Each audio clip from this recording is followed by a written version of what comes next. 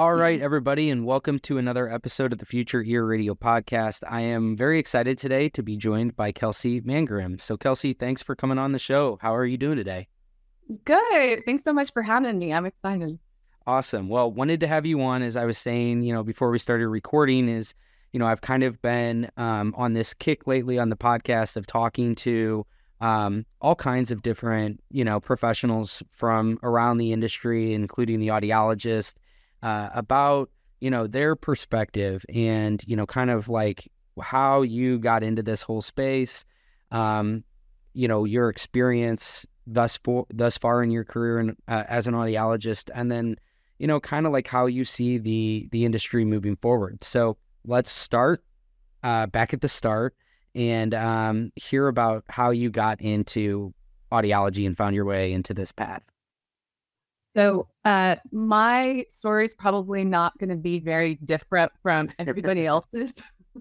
It was, the classic, started out thinking I wanted to do speech therapy, that whole story. But I was in undergrad, had changed my major 5 or 6 times, and then decided, speech therapy sounds cool. And so I did all the prereqs, got into Texas Tech Health Sciences Center.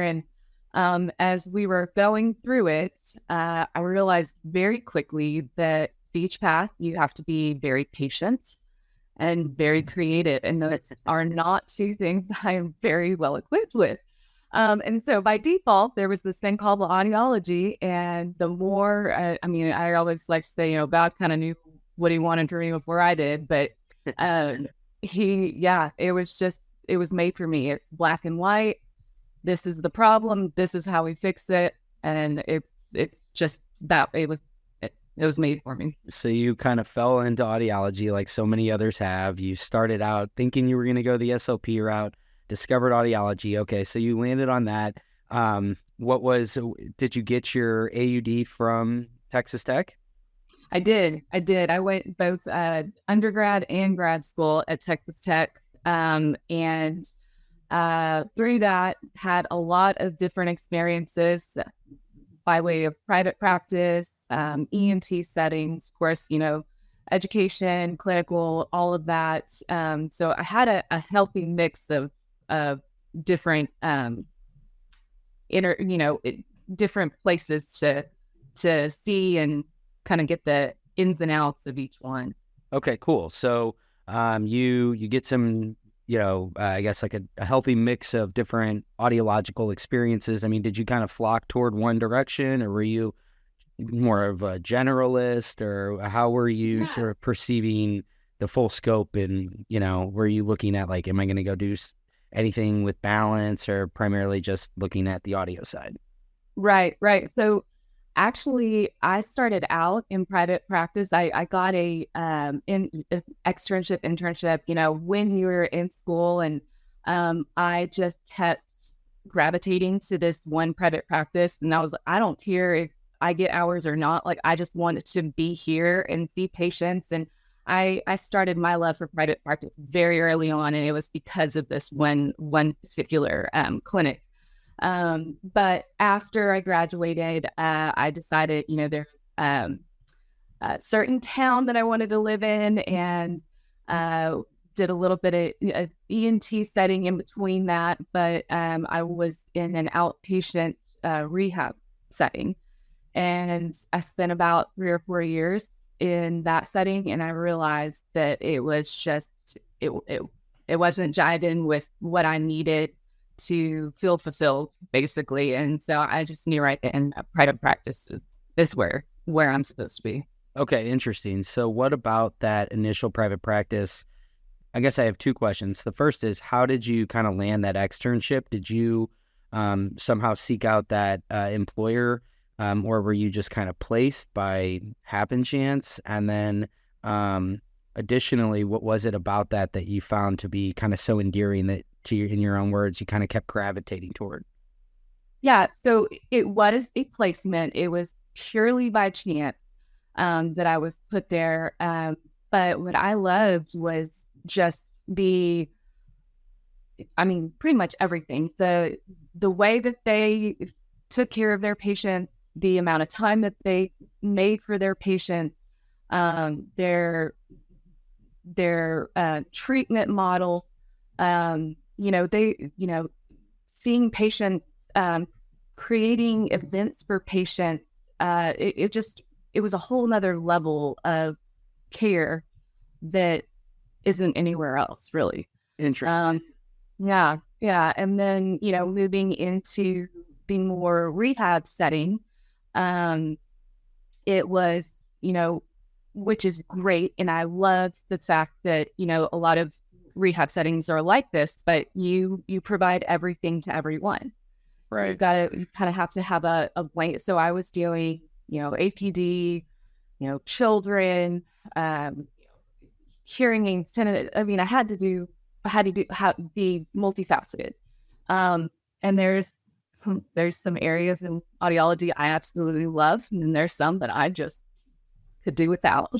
That's and yeah. And so just seeing so many patients and not really having the time that I wanted to with them, but also not really feeling fulfilled in my own right, because, there are some things, like APD, where I feel like, we spend all this time and try to get down to the absolute, heart of what's going on, and then not really having much in the way of treatment and helping with that. And so it was just things like that I was like, I like results. Got to get those results. Totally. Well, that's actually really interesting. So basically you would say that the, kind of the one big drawback from the rehab clinic was almost too much patient volume, in relative to what you had experienced in the private practice, knowing I would prefer, rather than a 20-minute consultation, something more like a 45-minute or 60-minute, whatever that might be. So you had known like kind of what the alternative to this could be. And then in addition, you weren't able to specialize in the areas that you really wanted to primarily focus on, because you felt that you could make the like most tangible impact, the biggest contribution. Is that kind of a good summary of that? That's exactly it. Yeah. The level of autonomy, in a private practice versus, a hospital or, outpatient, educational, even, it's night and day, I feel like. Yeah. Okay. So you get this rehab stint, and then at what point did you go and cycle back over to private practice? So this was 4 years in, and I very quickly, when I graduated, I was kind of like, okay, we're good. I graduated. I'm just getting that job, and I'm just gonna coast through life. And 4 years into that, I realized, no, I'm that personality type where I like to have a full plate. I like to have a challenge. I have to have something that, makes me uncomfortable almost to, grow as a person.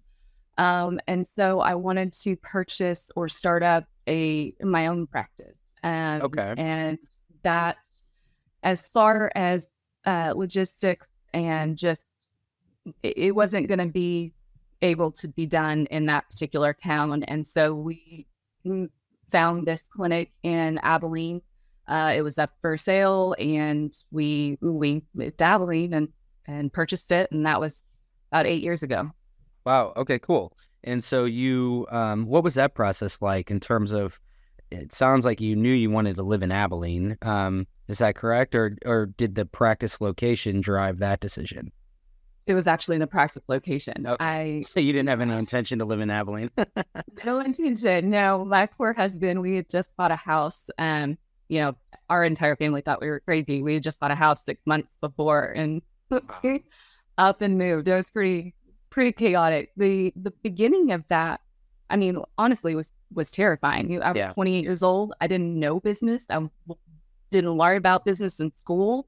So, I mean, everything was mainly, either self-taught, or I, was lucky enough to have some mentors in my life that I could go to and say, hey, how do I do this? What do I do? But I mean, would I do it all over again? In a heartbeat. See, this is where I think the things start to get very interesting, is like, it's one thing to come to that decision where you're like, I really want to do my own thing. I've worked in a private practice. I've worked outside of a private practice. I've determined I want to work in a private practice. But then to actually take the jump to, and again, this could just be like, maybe I'm thinking that this is a scarier endeavor than it really is, like based on your experience. I mean, because you said you were terrified initially too. That to me is like, this is kind of where the rubber meets the road, is like having the audacity, I guess, to do it. So like, can you walk me through what that process was like in terms of like, how did you identify the practice that you wanted to buy? And then, did you have kind of a vision of like, this is what I want my practice to look like? And the question I always have is like, how do you start? How do you get the first patient? I guess you're kind of in a way buying a book of business, right?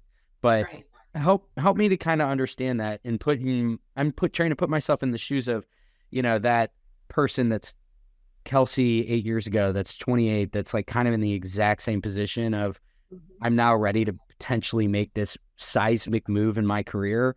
And I'm scared shitless.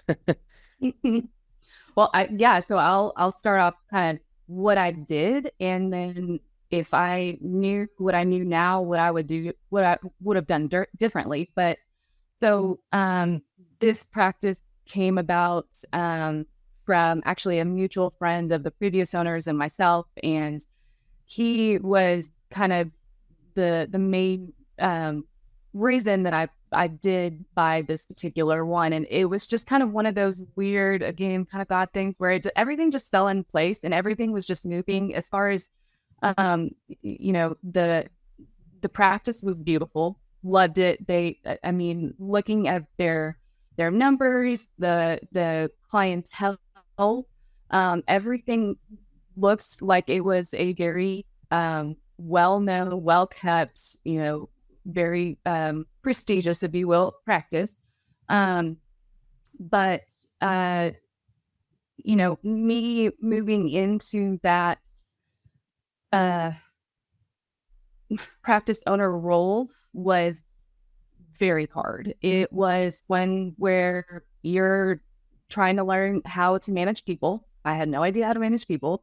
I just learned what a P&L was. And still learning some of those sort of fun numbers, but it's, you're cutting drinking from a firefight, and it's I had a lot of random eye twitches and hair loss, and no, I'm just kidding, but it was a heck of a learning curve. Yeah. And I made tons of mistakes, but I had the main thing is I had a good team, and and that team changed, and it's continually changing as we all experience, but really leaning on your team and just doing what you can do at the time, and just making decision after decision. If you don't know, get a mentor, get a consultant. It's once you get through that first year, you get more confident. Yeah, like I feel like that's that's a really awesome like way that you've kind of been able to do this. But it is entirely like self-taught, it sounds like, and you were fortunate to, sounds like, have some really good mentors. You had a good team.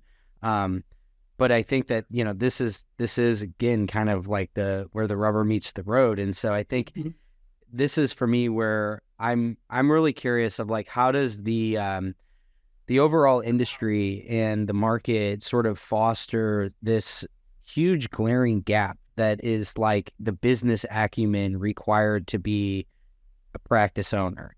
And to me, it seems like, there isn't a really easy answer or solution. A lot of it is you kind of have to piecemeal it together and figure out, how do you do all these different, like owner level tasks, from managing the books, understanding, your basically your profit and losses, And I feel like that is, something that's just entirely disregarded. And so you're kind of left there with this degree and you're this practicing doctor, but you weren't ever really given any sort of guidance on how to like then take that and become an entrepreneur as well. And it sounds like that's pretty daunting, is like, this is part of the issue, I think, of why it seems as if private practice is not as highly sought after as maybe generations past. I know there's a lot of different factors that would contribute to that, but this is like one of those sort of things that's just kind of persisted. And it sounds like everybody that I've talked to that's been in a similar position as you, almost every single person is like, I just kind of taught it to myself, so I don't know if there's any other way around it than that. No, absolutely. And if I could go back and tell that younger self, I would tell them, as far as mentors, get somebody that you look at their practice and you think that's the way I want to run my practice. Come friends with them. Get one that's really and I would almost, as far as a mentor in business, I would almost look outside and look at somebody who has, started up multiple different businesses and get their insight, get their knowledge. Because the more you look outside of our profession, the more you learn how kind of far back we are. Yeah. But then, I think that what has created the sustainability and success that I have currently is community involvement. And I think that was the biggest thing for me as I went into owning my own practice, because my mindset back then was, I just want to treat patients the way I want to treat them and, provide the best level that I know how.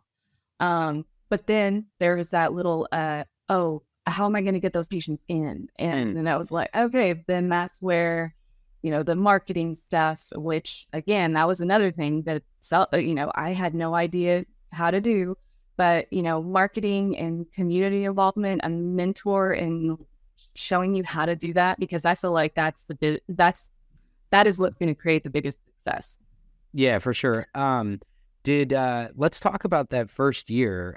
So what were some of the milestones that you remember, first week, first month, some of the like major things that stand out to you in terms of like little wins, big wins, whatever, but, just kind of that sense of like, okay, I'm going to be okay. I'm going to make it. This is going to work out. Once you've gotten over, I guess, that initial sort of fear and you're starting to kind of like see that there's some momentum to what you're doing.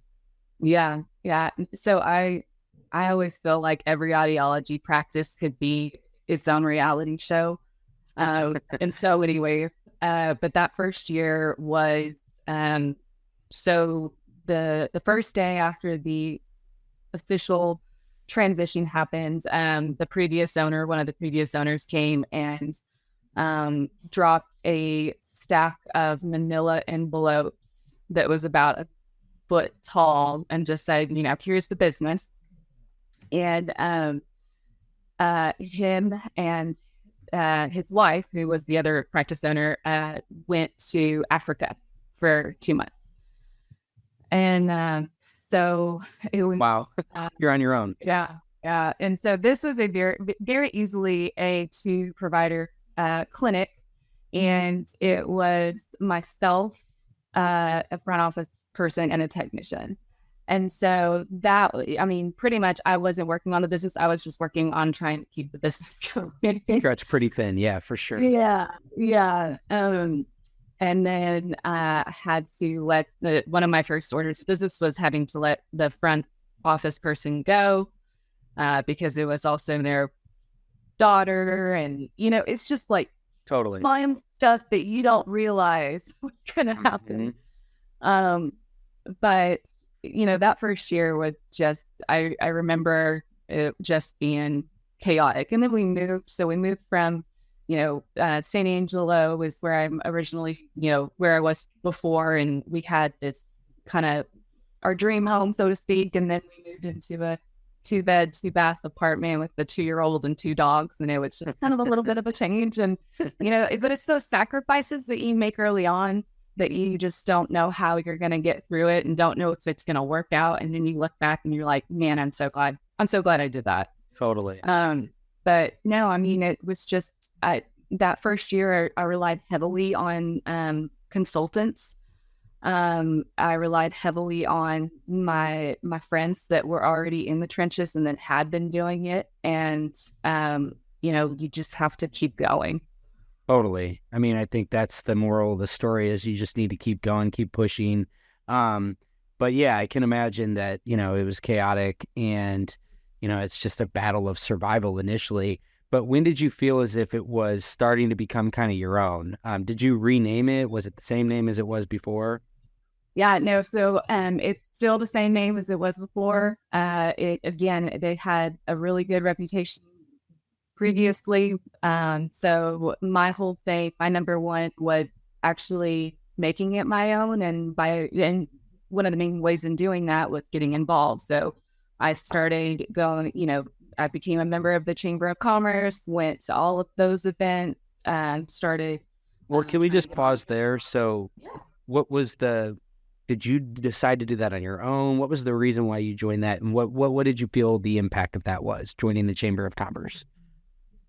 So the Chamber of Commerce is huge for us in Abilene. So we have a Abilene Young Professionals group. My husband is, let me start with, my husband is the reason I got into that. My husband is a huge extrovert. He's very community conscious. He, loves to be involved in everything. And I'm a closet introvert and I have to be kind of pushed to do stuff.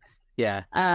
But we just started going to random, Warning Edge, where you have coffee and talk to other business owners, business after hours events, just different ones. And slowly but surely, we became, just friends with all these people. And then we went into leadership programs. And I mean, I would say that would be my biggest one for anybody who's considering a potential in owning their own business in general, is get in with your Chamber of Commerce, because that's the key in getting wherever you need to go. That's going to be who you need to talk to know where to network, where totally. You have your friends and your network. Yeah. No, I think it's absolutely brilliant, and it's one of those things again where it's such a actionable sort of like insight, because those exist obviously everywhere. And I do think it's such an important point though, is like, really making it a concerted effort to build a network of like other owners and entrepreneurs in your community. Because, obviously there's people that you can work with from a consulting standpoint, or you meet a new accountant, somebody like that. But also I think that just having that like cross-pollination of like, you all don't really, know my world well, but let me just give you kind of a surface level understanding of it. And then you'd be amazed at like how many parallels there are with some of these other business owners and stuff like that can give you really good, applicable, insight and wisdom.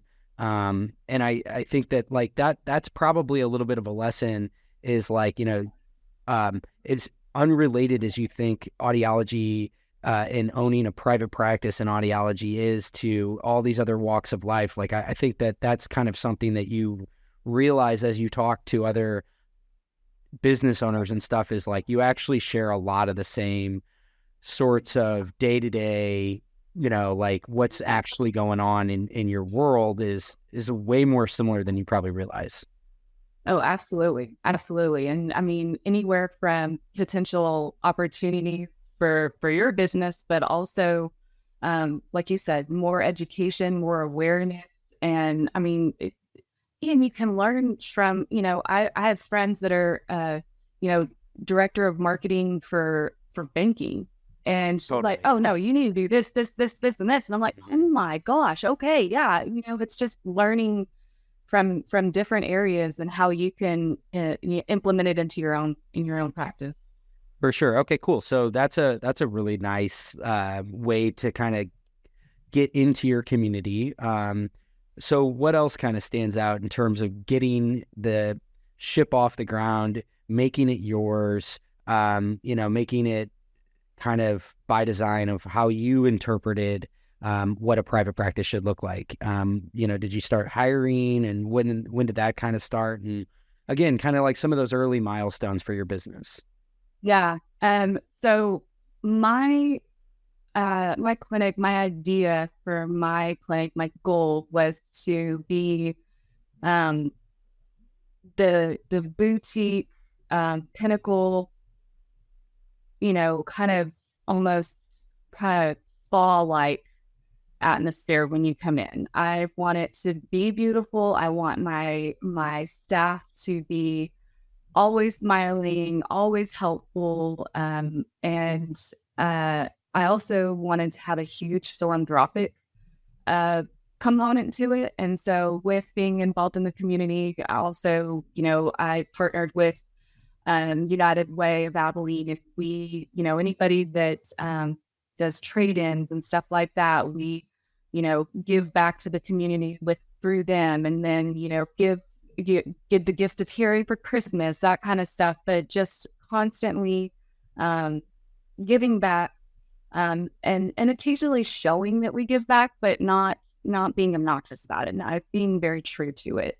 But as far as also employment, Abilene is right smack dab in the middle of Texas. And so we have Dallas, Fort Worth, Austin, San Antonio, all these other way cooler places, quote unquote, cooler places that younger audiologists would gravitate to rather than Abilene, America. And so, finding skilled workforce, not just in my area, but across all areas in Abilene is very, very challenging. And so that was actually kind of the reason I made that video, was because, how else are we going to get in front of these younger audiologists and not only, show them why your clinic, but why private practice in general. And so, I mean, I think that's just what I did is just a blip. I think we as a collective need to start really pushing mainly video content, because that's where marketing is going. But also we need to show why private practice. But yeah, no, it's been a challenge. We do have right now, knock on wood, got a great audiologist. I have a great hearing instrument specialist. They, great staff that work, and they work hard. We are a large, we're a small ship, and or I guess we're a small, staff on a large ship, basically. Because I mean, it's everybody does everything. That's cool. Yeah. I mean, so the video that you just referenced was actually how I came across you, met you.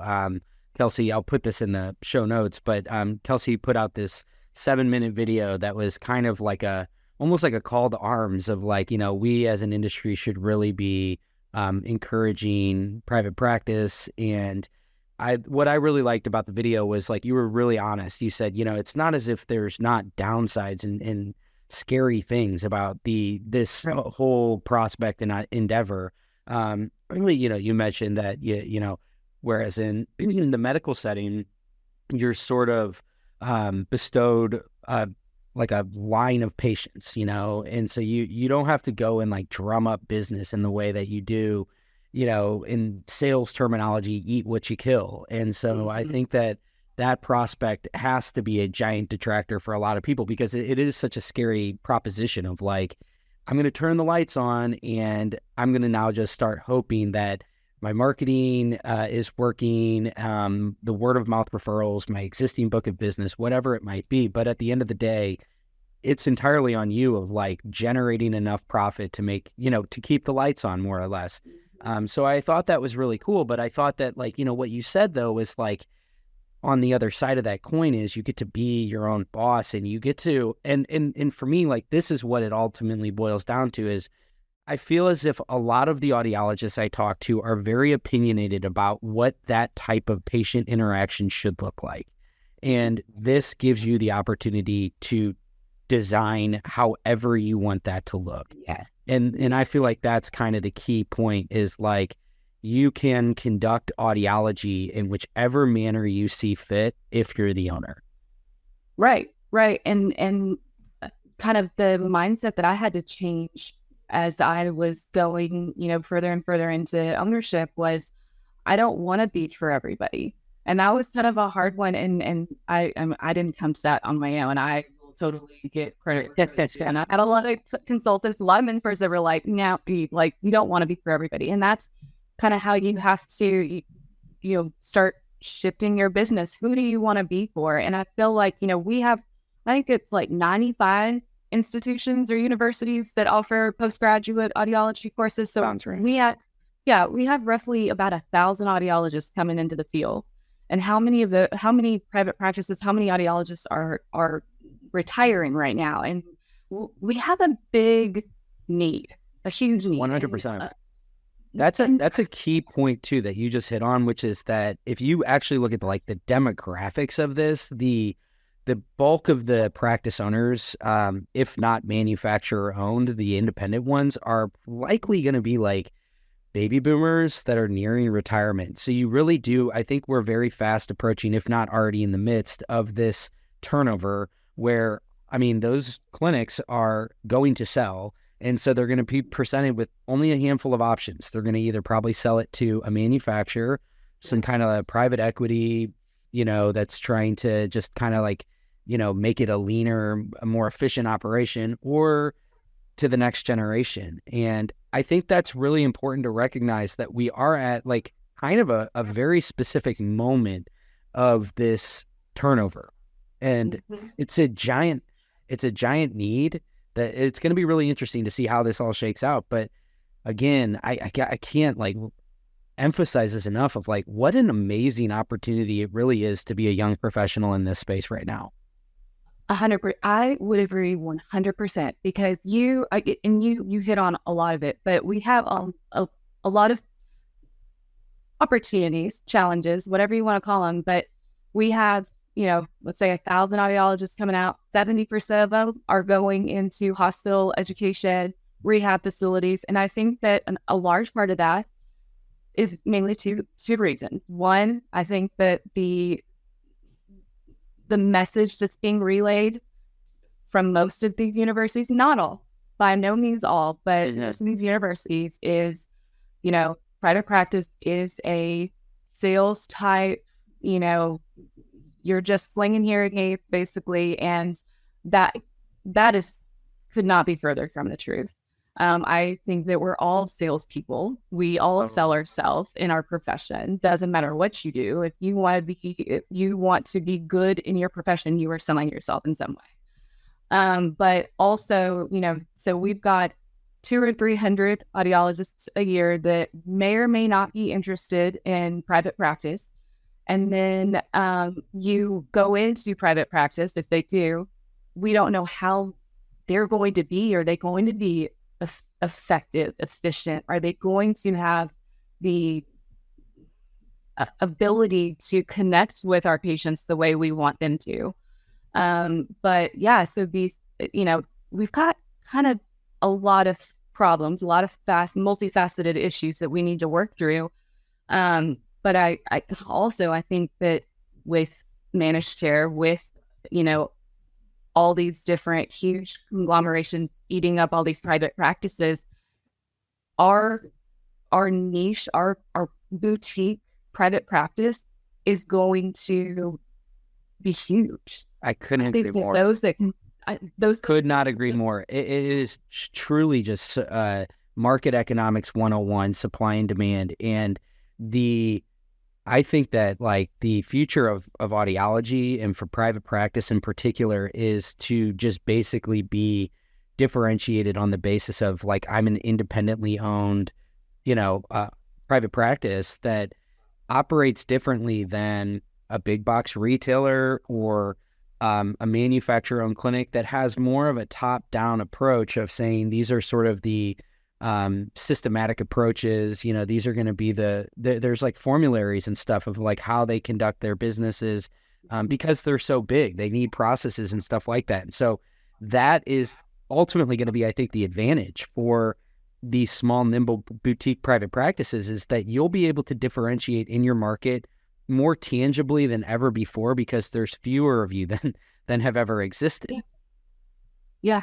Well, and another, so message from the university, that was one. And the other is, of course, we had both. We had Listen Lively, Jabra, all these other, and I think that, us included, we were kind of like, what is going to happen to us? What is going to, and now on the back end, we're like, this is great.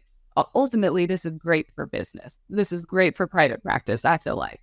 But to your point, we need to, be honing in on what we do best. I'm sure you've read The Pumpkin Plan by Mike Michalowicz. Okay. So he says in there, you can be the most convenient, you can provide the best service, or you can provide the lowest price. Most can do one, some can do two, you can never do all three. Right. And so what is it that you're wanting to do in your business? Well, and I think that, to your point earlier, once you kind of come to terms with the fact that, maybe you're not really going to be most effective by trying to see every single type of patient. And I kind of think that, again, like the market kind of tends to work itself out where it caters to some of these different groups based upon those market demands. So like a person that's just coming in to get a benefit is a different kind of patient than somebody that's seeking the highest level of care, that might not be as price sensitive, because they're the type of person that's like, I have this thing that I want the optimal level of service. And, so to the point of that whole premise is like, you don't necessarily have to try to be the end all be all for every kind of person. You can specialize and hone in on different segments of the market. There's absolutely nothing like wrong with that. Mm-hmm. Yeah. Because if you're everything to everybody, service goes out the door, and you can't feasibly see that many people. Yeah, and ultimately your staff starts going out the door too, because it's not fun for them either. And so sustainability in the multiple areas will start to suffer, I think. But yeah, no, I agree. Well, and I think that in that scenario too, it's like, it's not as if I don't think that we're suggesting that those patients are like, SOL. No. Again, like all of like what's happening right now is the market itself is adapting to these new market demands. So you're going to have, retail clinics that entirely focus on managed care, because they figured out, okay, this is our sweet spot and we're really good at that specific type of patient interaction. But for Holland in your private practice, it's like, that's not where we want to focus and specialize, and we want to be treating a different part of the market. Again, all of this is to say that, a healthy dynamic market will sort of cater to all of these different entities. And so I think that what's exciting is like, again, as an owner, you get to kind of choose where you reside and sit and focus on the type of patient that you're trying to attract. Yes. Yeah. And I'll tell you, one of the most terrifying decisions I ever made was taking third parties out completely. Yeah. And I just thought that it was, and I know that I'm kind of beating a dead horse, because this happens across all clinics that do take them out. You just see all these patients and you're like, these are all going away. I'm not going to get any more.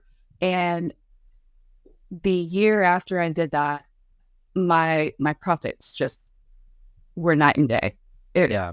And, I think that, a lot of clinics grasp onto the volume and don't realize that you can make it up in so many different ways.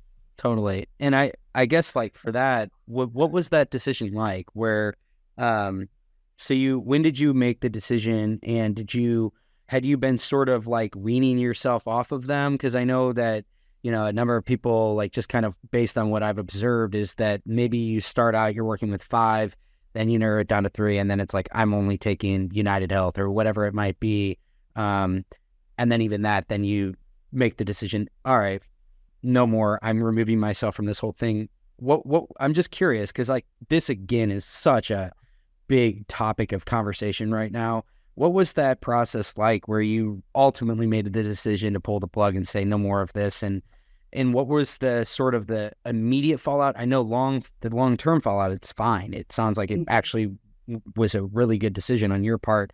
But what was that like? Because I feel like a lot of people are kind of in that same predicament right now. Right. Well, it's different for everybody, depending on how in some it wouldn't make sense at all, because there are some very, very, successful practices that just do third parties. And I'm not by any means saying that's not the route to go, but with me specifically, yes, I kind of just whittled down mainly because I kind of get a little hot-headed every now and then, and I was getting a little irritated with some of the back and forth and reduction in reimbursement and things like that. But also, I think the biggest one for me was I was really not happy with having to provide a different level of service for one versus another. And, in my mind, one, I don't like it personally, but two, if those patients ever talk to each other and Totally waiting room or, it was just not something that I felt I was very comfortable with. And so, yeah, I mean, money-wise and everything, reduction in reimbursement and all of that was a big factor, but also just I want to be able to provide a level of care for everybody and not have to worry about, just herding in cattle one after one after one and cutting somebody short because, sorry, we can't pay for that, Totally. I guess, did you have any instances where the person comes in, hey, I have a benefit, we no longer take that? Were you trying to present them with an alternative, and was that successful, or that few far between? For sure. We did do that for quite a while. I would say a year or two. We've done that, and our existing third parties, we started doing kind of an internal warranty plan or service package because a lot of them didn't want to go elsewhere. And so we adopted them in some way for services. But yeah, and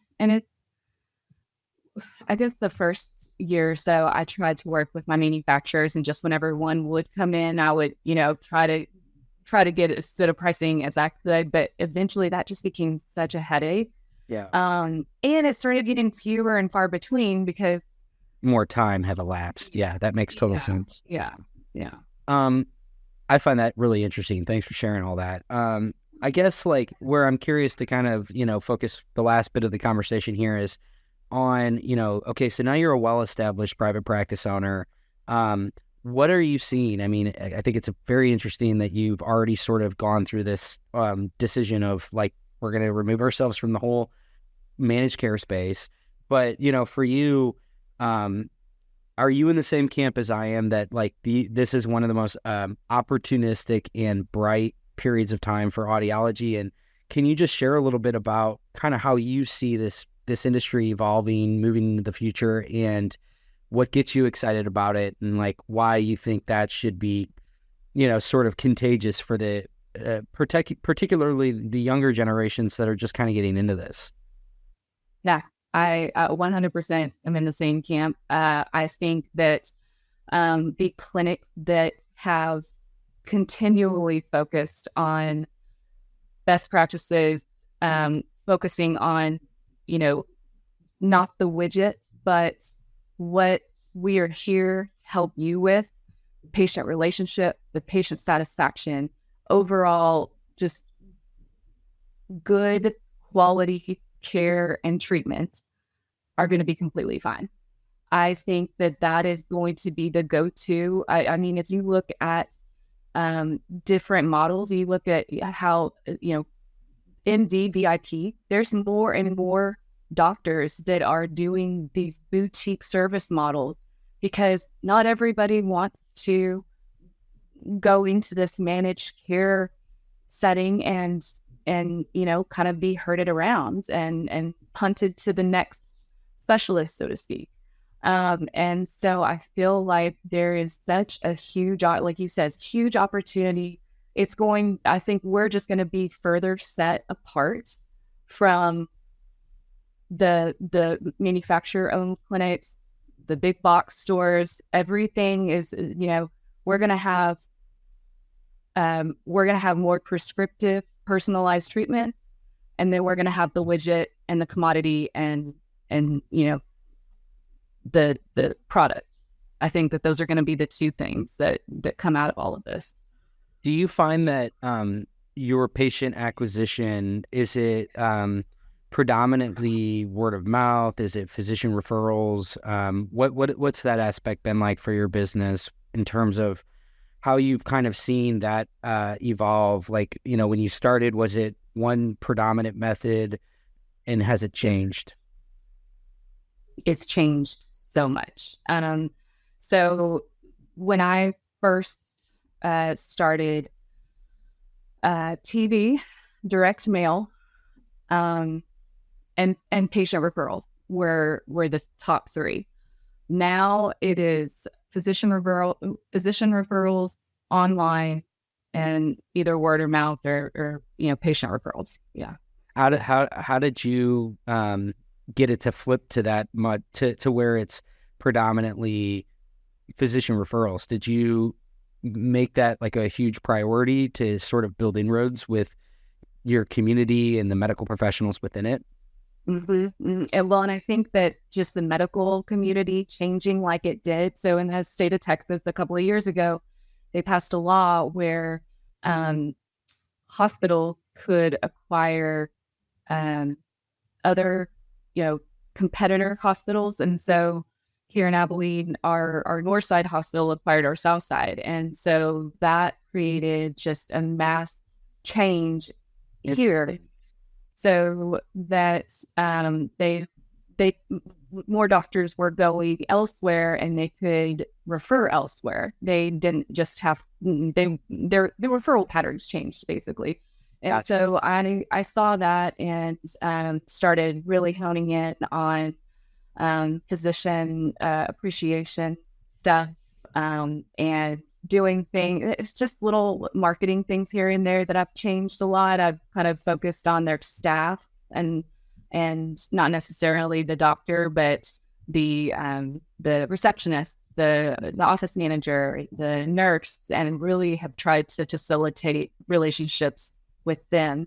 And still the doctors still provide information to them, but having that one-on-one, if you need anything, let me know, to the lower staff in each clinic.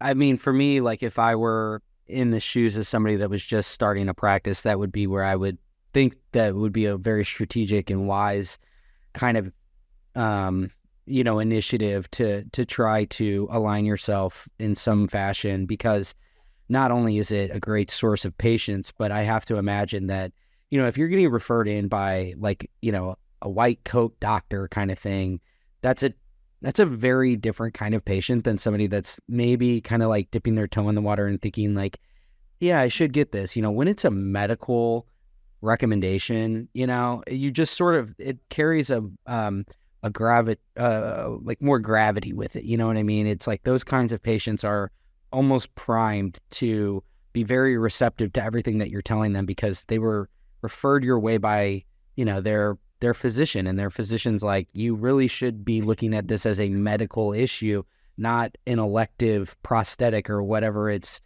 technically categorized by, some of the different insurance plans. And I would say that would have been exactly right 2 or 3 years ago. Okay. But I also feel like there are so many, so our physician referrals, I would say about half actually schedule, half pursue treatment who need treatment. Interesting. And it is interesting. And I don't know the shift. It could be all of the online stuff and, just they have more options available to them. But physician referrals, typically it's about 50%. I would say that the word of mouth, the patient referrals, and online actually are more apt to have a higher conversion rate or a higher decision. And yeah, let's do something, and let's do something now. That's it. At least for my clinic. No, I learn something new every day. I love when my sort of assumptions are kind of flipped on their head. But that makes sense. My gut would guess that it is probably just the sheer prevalence and pervasiveness of online information that people are. I think that we all need to recognize that like today's shopper is so much more well-informed of, and almost to the point to where it could actually be a little detrimental that they're like literally thinking that they're going to go find the best possible deal when in reality that actually might not be the best type of avenue of service and all that they really should get. But that's kind of a separate point. I guess my broader point is, just to piggyback on what you said, is like the today's consumer, today's patient, whatever you want to call them, is so much more well-informed than, even a few years ago, let alone like a decade ago. Yep. And if you think about it, when we look at something, when we're just us personally wanting to research or we're ready to do something, first thing we go to is our phones. First thing we go to is Google, and we start researching. And that really is, you think about the mentality of either the patient or the patient's family. They're the ones that are going to be the biggest pushers in getting the patient in. I think, if you had your son versus your physician telling you, hey, you need to do something, that son's going to be more persistent. They're going to be there more often. Correct. And so online, I think, has become, and like you said, the boomers, they know how to work that phone. And so they know how to work Facebook. Yeah, exactly. They're all over it. I find all this to be so interesting. I guess like let's end it on digital marketing and stuff like that. It sounds like, video and just having a really strong web presence has been part of your goal, I guess. And what's that process been like of making sure that you're public facing? Like you said, when somebody's going and they're going to be researching their options, how do you ensure that you're going to be, appearing publicly as best as possible? Are you like trying to solicit reviews from patients? Are you doing stuff like that? Putting, a really nice, clean video on your homepage? Like what's kind of been that process like for you in terms of things you've learned that's been successful? Yeah, it's been another huge learning curve. And I'm going to give a shout out to Orange and Gray Marketing, because they have educated me over the years on how to look at marketing differently and in a more broad, much more fresh light. But, marketing for me 3 years,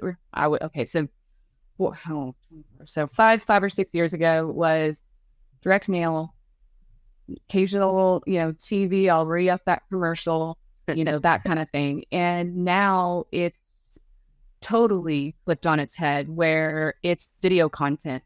And it's not just, this is an earwax video, which, all four, those are amazing. Those do well. They get a lot of clicks, but also showing the character, the personality of your clinic. I think that has been the biggest driver. So, we do educational videos, but we also do like fun, quirky videos. And, through our newsletter, I'll occasionally throw in a video from, Colin or myself and just kind of give a summary of what the newsletter is saying. And, hey, doing, virtual or video how-to videos. It's just all this stuff. That is how not only I think the generations moving forward, but also how we're going to attract younger audiologists and younger clientele in general is through videos. I love that. I think there's so much power to that, and it is. It's just kind of thinking about it differently and thinking about what are the ways that people really sort of allocate their attention online. And so much of it today is social media, and, having a really stellar, all the different review sites and all that. So anyway, why don't we, close here? Any sort of like parting words, people that are kind of in a similar position that you were at one point when you made the plunge, just kind of like the case for why you think private practice is a really, is I guess like a pretty, I don't know, just it's a path worth considering, Yeah. and why that might be. I would say to anybody considering private practice, whether you are in school, just got out of school, or have been out of school for a long period of time, do research, figure out what clinic is maybe near you or maybe not near you, but you really gravitate to. Call them up, because a good leader, a good business owner, they're always going to be available to educate, to share their knowledge, their experience, get mentors. The worst you can do is just be scared, because it's unknown. It's the unknown. So just, take that first step. I know it's uncomfortable, but the more you can put yourself in uncomfortable situations, the more you grow. Totally. Couldn't agree more with that. And on that note, we will end there. Kelsi, thank you so much for coming on today. It's been really a great chat, and I've learned a lot from you. Thanks for everybody who tuned in here to the end. We will chat with you next time. Cheers.